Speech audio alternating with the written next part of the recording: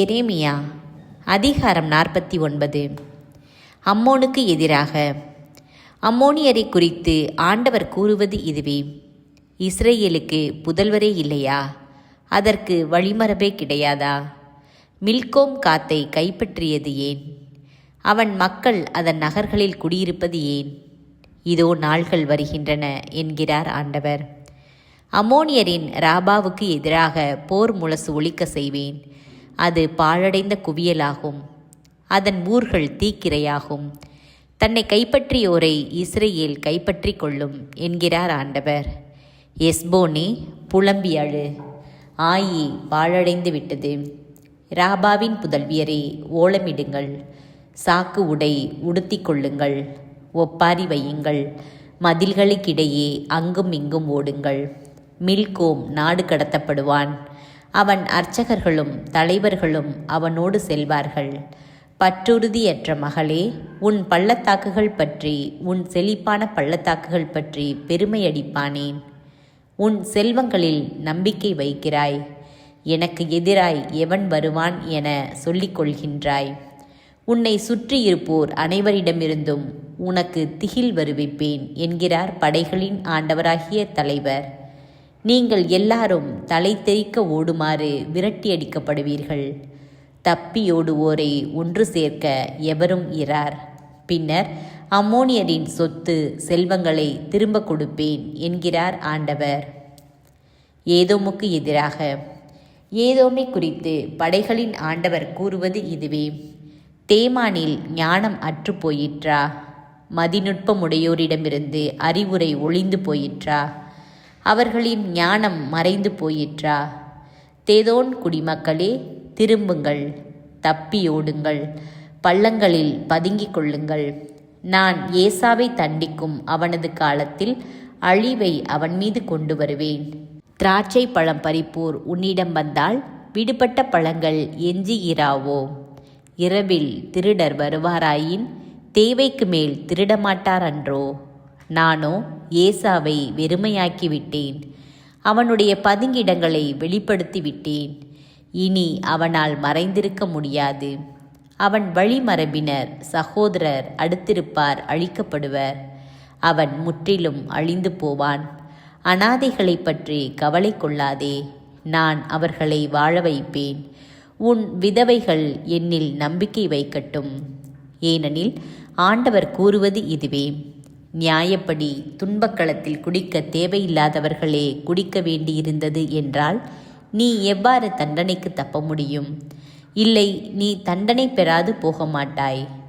நீ துன்பக்களத்தில் குடித்தே தீருவாய். ஏனெனில் ஆண்டவர் கூறுகிறார்: என்மேல் ஆணை, பேரச்சம், கண்டனம், அழிவு, பழிப்பு ஆகியவற்றிற்கு போஸ்ரா ஆளாகும். அதன் நகர்கள் அனைத்தும் என்றென்றும் பாழாய் கிடக்கும். நான் ஆண்டவரிடமிருந்து ஒரு செய்தி கேட்டேன்.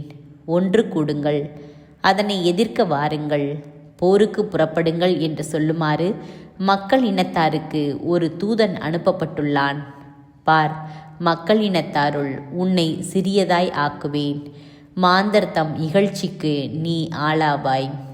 பாறை இடுக்குகளில் வாழ்பவனே, குன்றின் உச்சியை பிடித்திருப்பவனே, நீ விளைவித்த அச்சமும் உன் உள்ளத்தின் இருமாப்பும் உன்னை ஏமாற்றிவிட்டன. நீ கழுகை போல் உன் கூட்டை உயரத்தில் கட்டினாலும் நான் உன்னை அங்கிருந்து கீழே தள்ளிவிடுவேன் என்கிறார் ஆண்டவர். ஏதோம் பேரச்சம் தரக்கூடியதாய் மாறும். அதன் வழியே போகிறவன் எவனும் அதிர்ச்சி அடைவான். அதன் அழிவு கண்டு ஏளனம் செய்வான்.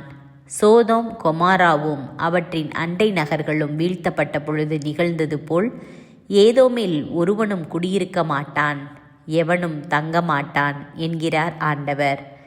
யோர்தானை அடுத்த காட்டினின்று சிங்கம் செழிப்பான மேய்ச்சல் நிலத்திற்கு வருவது போல் நான் அவர்களை அங்கிருந்து திடீரென விரட்டியடிப்பேன். நான் தேர்ந்து கொள்பவனை அவனுக்கு தலைவனாக்குவேன். ஏனெனில் எனக்கு நிகர் யார்? என்னை தட்டி கேட்பவன் யார்? எந்த தலைவன் என்னை எதிர்த்து நிற்பான்? எனவே ஏதோமுக்கு எதிராக ஆண்டவர் தீட்டியுள்ள திட்டத்திற்கும் தேமானின் குடிகளுக்கு எதிராக அவர் எடுத்துள்ள முடிவுகளுக்கும் செவி கொடுங்கள். மந்தையில் மிக சிறிய ஆடுகளும் திண்ணமாய் இழுத்து செல்லப்படும். ஆட்டுப்பட்டி அதை கண்டு உறுதியாய் திகைப்படையும். அவர்களுடைய வீழ்ச்சியின் ஒளியால் நிலம் நடுங்கும். அவர்களின் கூக்குரல் செங்கடல் வரை கேட்கும். இதோ கழுகை போல் ஒருவன் வானளாவ பறந்து கீழ் நோக்கி பாய்வான். போஸ்ரா மேல் தன் இறக்கைகளை விரிப்பான். அந்நாளில் ஏதோமின் படைவீரர்களுடைய இதயம் பேறுகால பெண்ணின் இதயத்தைப் போல் துடிக்கும். தமஸ்குவுக்கு எதிராக. தமஸ்கு குறித்து ஆமாத்தும் அர்பாத்தும் கலக்கம் அடைந்துள்ளன.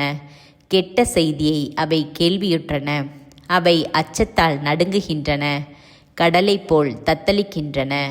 அவற்றுக்கு அமைதியே கிடையாது. தமஸ்கு தளர்ந்து விட்டது. தப்பியோட பார்க்கின்றது. அதனை கிளி பிடித்து கொண்டது. வேதனை துயரத்தின் பிடியில் பேறுகால பெண் தவிப்பது போல் அதுவும் தவிக்கின்றது. புகழ்பெற்ற நகர், மகிழ்ச்சி பொங்கும் நகர் இப்படி கைவிடப்பட்டு கிடக்கிறதே. அதன் இளைஞர்கள் தெருக்களில் வீழ்ந்து மடிவார்கள். அதன் படைவீரர்கள் அனைவரும் அந்நாளில் அழிக்கப்படுவார்கள் என்கிறார் படைகளின் ஆண்டவர். தமஸ்குவின் மதில்களில் தீ வைப்பேன். பெண் அதாதின் கோட்டைகளை அது சுட்டெரிக்கும். கேதார் ஆட்சோர் அரசுகளுக்கு எதிராக. பாபிலோனிய மன்னன் நெபுக்கத்நேசர் வீழ்த்திய கேதார் ஆட்சோர் அரசுகள் பற்றி ஆண்டவர் கூறுவது இதுவே. புறப்படுங்கள், கேதாரை எதிர்த்து செல்லுங்கள். கீழ்த்திசை மக்களை அழித்தொழியுங்கள். அவர்களின் கூடாரங்களும் மந்தைகளும் பிடிபடும். கூடார துணிகளும் மற்ற எல்லா பொருள்களும் கைப்பற்றப்படும். அவர்களின் ஒட்டகங்களை அவர்களிடமிருந்து ஓட்டி செல்வர். எப்பக்கமும் ஒரே திகில் என மனிதர் ஓலமிடுவர். ஆட்சோரின் குடிமக்களே, தப்பியோடுங்கள். தூரமாக சென்று பள்ளங்களில் பதுங்கிக் கொள்ளுங்கள் என்கிறார் ஆண்டவர். பாபிலோனிய மன்னன் நெபுக்கத்நேசர் உங்களுக்கு எதிராக சதித்திட்டம் தீட்டியுள்ளான். உங்களுக்கு எதிராக சூழ்ச்சி செய்துள்ளான். புறப்படுங்கள். கதவுகளோ தாழ்பாள்களோ இன்றி அமைதியோடும் பாதுகாப்போடும் வாழும் மக்களினத்தார்க்கு எதிராக, தனித்து வாழும் மக்களினத்தார்க்கு எதிராக முன்னேறி செல்லுங்கள் என்கிறார் ஆண்டவர். அவர்களுடைய ஒட்டகங்கள் கொள்ளையடிக்கப்படும். அவர்களின் எண்ணற்ற மந்தைகள் பறிமுதலாகும். முன்தலையை மழித்து கொள்ளும் மக்களை காற்றில் பறக்க விடுவேன்.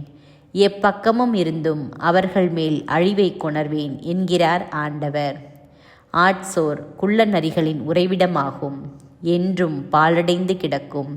அங்கு எவரும் குடியிருக்க மாட்டார். எவரும் அதில் தங்கவும் மாட்டார். ஏலாமுக்கு எதிராக. யூதாவின் அரசன் செதேக்கியாவினுடைய ஆட்சியின் தொடக்கத்தில் ஏலாமை குறித்து இறைவாக்கினர் எரேமியாவுக்கு ஆண்டவர் அருளிய வாக்கு. படைகளின் ஆண்டவர் கூறுவது இதுவே. ஏலாமின் வலிமைக்கு ஆதாரமான வில்லை முறித்து போடுவேன். வானத்தின் 4 திசைகளில் நின்று நால்வகை காற்றுகளை ஏலாம் மீது வரவழைப்பேன். இந்த எல்லா காற்றுகளினாலும் அவர்களை சிதறடிப்பேன். ஏலாமின் நின்று விரட்டியடிக்கப்பட்டோர் சென்றடையாத நாடே இராது. ஏலாமின் எதிரிகள் முன்னும் அதன் உயிரை பறிக்க தேடுவோர் முன்னும் நான் அதை நடுங்க செய்வேன். அவர்கள் மேல் தண்டனை வருவிப்பேன். என் சினம் அவர்கள் மேல் மூண்டெழும் என்கிறார் ஆண்டவர். அவர்களை முற்றிலும் அழித்து தீர்க்கும் வரை அவர்களை பின்தொடருமாறு வாளை அனுப்பி வைப்பேன். ஏலாமில் என் அரியணையை அமைப்பேன். அவர்களின் அரசரையும் தலைவர்களையும் அழிப்பேன் என்கிறார் ஆண்டவர். ஆயினும் இறுதி நாள்களில் நான் ஏலாமின் சொத்து செல்வங்களை திரும்ப கொணர்வேன் என்கிறார் ஆண்டவர்.